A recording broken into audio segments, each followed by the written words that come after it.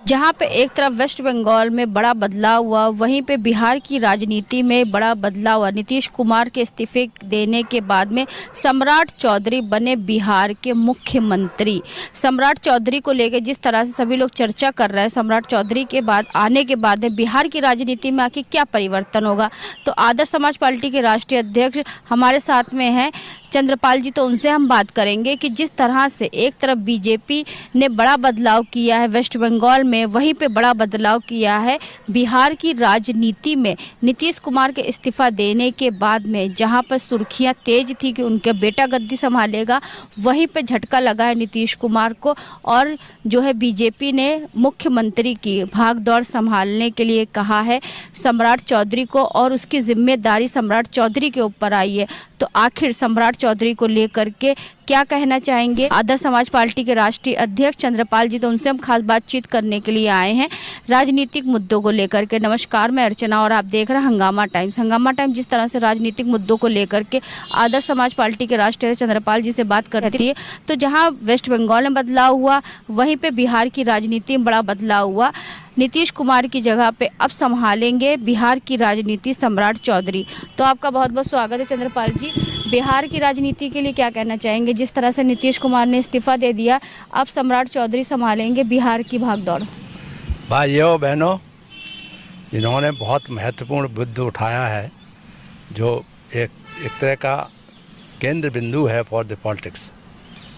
और इसी को देखते हुए पिछले कितने सालों तक हमने सर्विस करने के बाद पॉलिटिक्स को चुना, ये सोचते हुए कि कुछ हो सकता है कि हम सर्विस में तो नहीं कर पाए, कह ही सकते थे हमेशा अपने अपने विभाग के बारे में, भ्रष्टाचार के बारे में, अपराधियों के बारे में, जेल में भेजना है, ये करा, सब ठीक है, सब जानते हैं।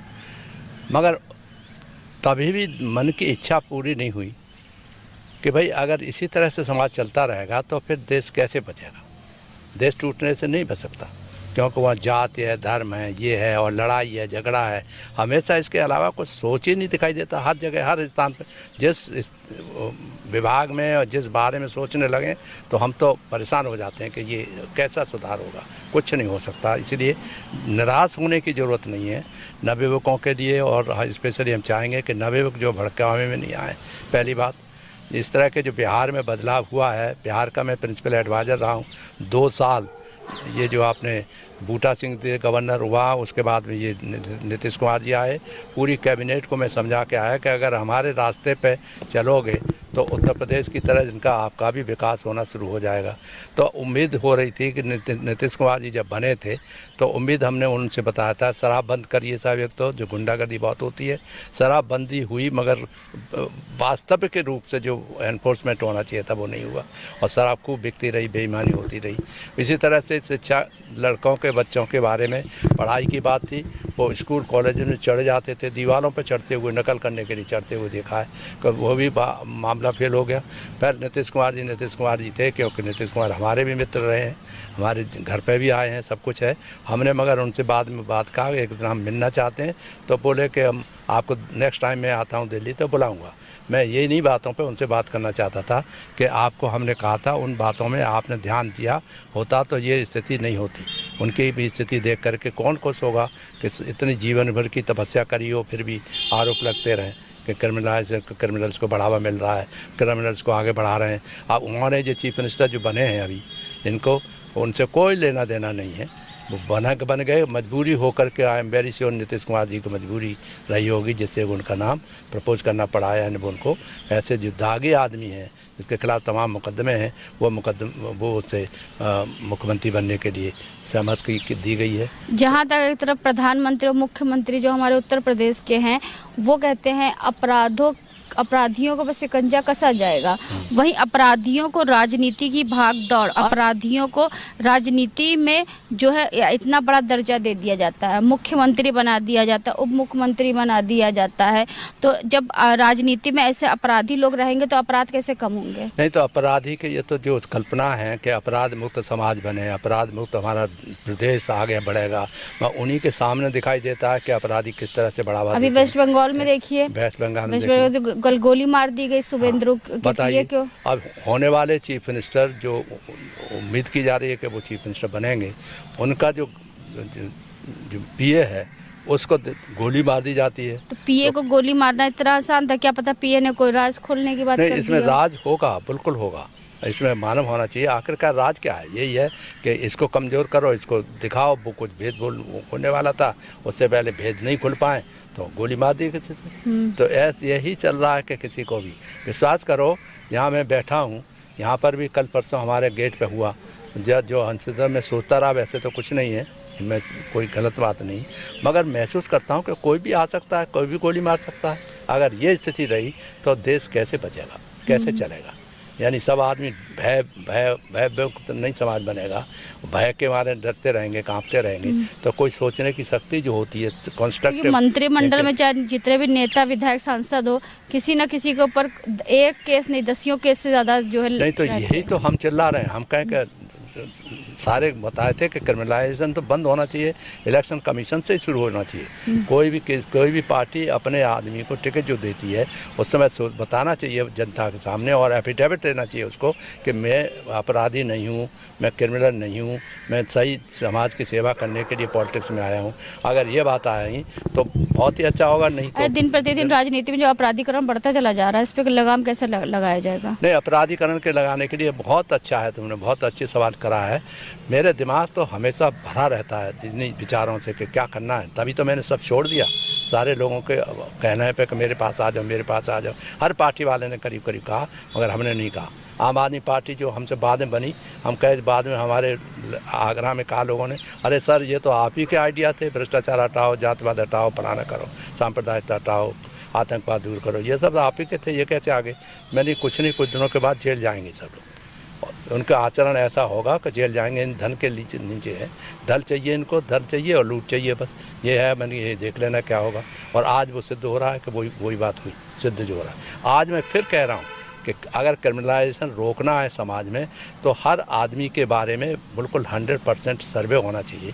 जैसे अब जनगणना हो रही है, तो जनगणना में हर आदमी की पूछे, हर एक डिटेल में पूछा जाना चाहिए कि आपके खिलाफ क्या क्या केसेस हैं, और वेरीफाई होना चाहिए। तो जनगणना होने के बावजूद वेस्ट बंगाल में तो जनगणना हुई नहीं, वो ठीक है, मगर वो जो मैं कह रहा हूँ वो नहीं मिला। वो हाँ। हम कह रहे हैं कि जनगणना होते समय ही आने में सब कुछ होना चाहिए। इलेक्शन में आने के पहले उसका जो इलेक्शन के लिए खड़ा होना या न होना, ये पार्टी विशेष के डिपेंड करता है।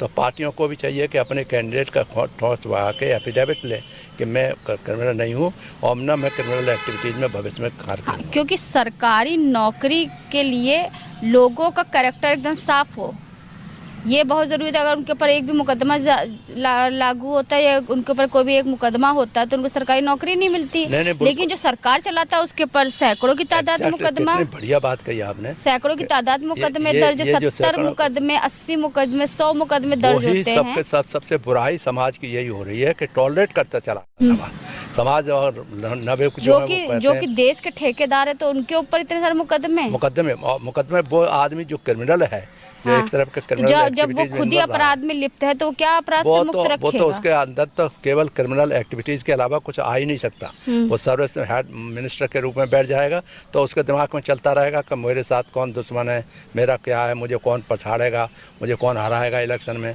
वो सबको मार दो, कुछ कर दो, और एक्सीडेंट कर दो, कहीं कुछ कर दो, तमाम घटनाएं हो सकती हैं। तो उसके क्योंकि माइंड जो क्रिमिनल माइंड है, the mind has to be change, mind has to be trained and discipline in such a way जैसे कोई गड़बड़ नहीं हो पाए।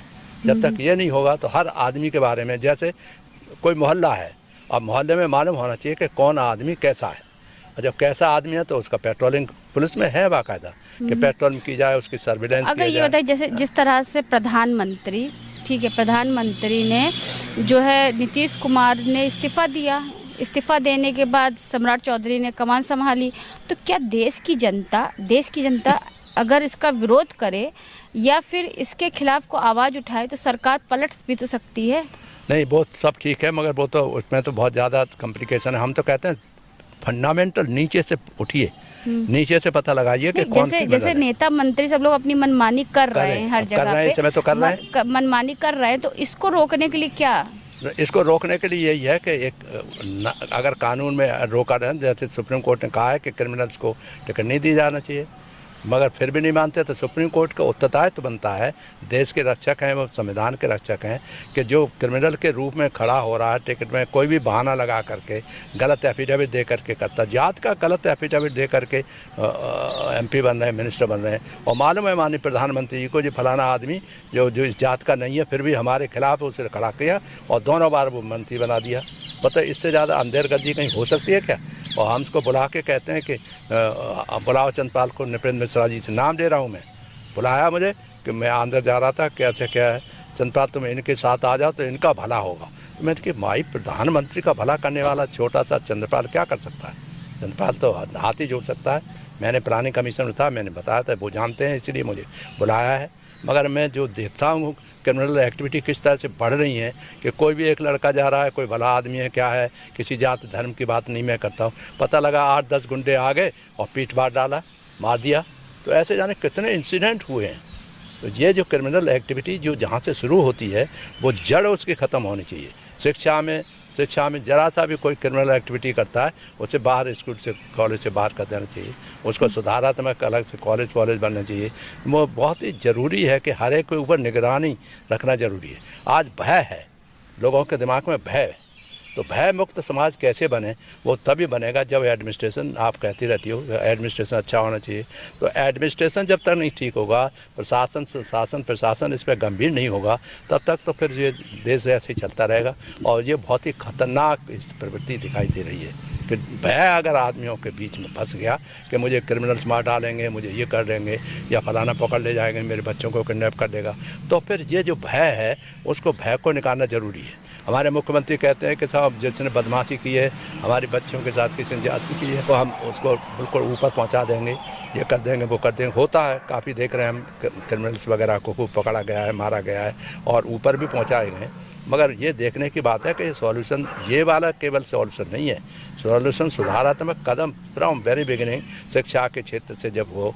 अब जैसे बड़ा क्रेडिट लेते हैं लोग कि साहब वो वहाँ जो कॉलेज है वहाँ पर दिल्ली में, जिसमें कि सब सारे के सारे इलेक्शन जीत गए, अब की बात ये बात मान पड़ते हो गए।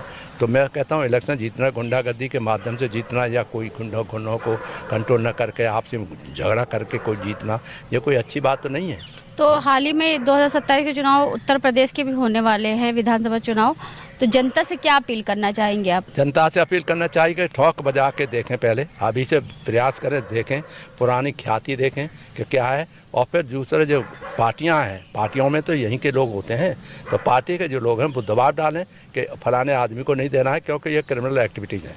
सबसे पहले तो हर कैंडिडेट के होने वाले कैंडिडेट के बयान हल्फी लेना चाहिए कि किसके मेरे खिलाफ ये मुकदमे दर्ज है और मैं साफ सुथरा हूँ, तभी उसको टिकट मिलना चाहिए।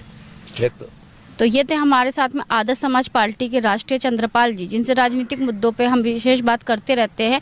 जहां पे वेस्ट बंगाल की राजनीति में बड़ा बदलाव हुआ, वहीं पे बिहार की राजनीति की सत्ता भी सम्राट चौधरी के हाथ में आई नीतीश कुमार के इस्तीफा देने के बाद। तो ऐसे हम आपको दिखाते रहेंगे कि उत्तर प्रदेश के अंदर लखनऊ में क्या खास हो रहा है और राजनीतिक गलियारों में किस तरह से गर्मी गर्मा हो रही है। हंगामा टाइम्स की तमाम खबरों को देखने के लिए हंगामा टाइम्स को सब्सक्राइब कर लीजिए और बेल आइकन दबा लीजिए। अगर आपको ये वीडियो अच्छा लगा हो तो लाइक बटन प्रेस कर अपनी प्रतिक्रिया हमारे कमेंट बॉक्स में देना मत भूलें।